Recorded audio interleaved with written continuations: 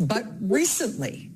If you had been the Attorney General of the United States recently, if you had had any of those jobs in the very recent past, you'd think that you'd kind of be a hot ticket, right?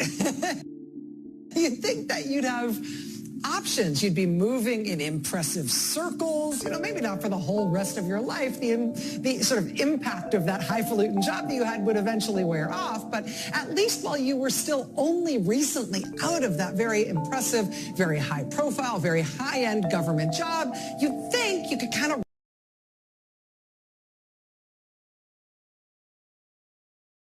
you would think. Alas,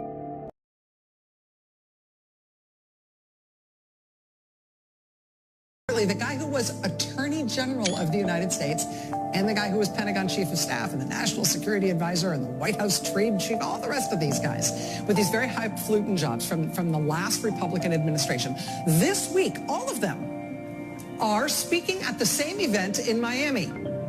An event at a hotel owned by the former president. The event will include all those Trump administration officials, as well as the former president's adult son, Eric, the blonde one, and his daughter-in-law, plus a whole bunch of other Trump administration folks. And they will all be speaking at that same event alongside. I will interrupt myself here for a moment. If you don't particularly want to hear something that is rabidly anti-Semitic, or if you are watching with your kids and you don't want them to hear something like that, this is your chance to mute me for a moment. Okay, so I'll give you a chance to do that.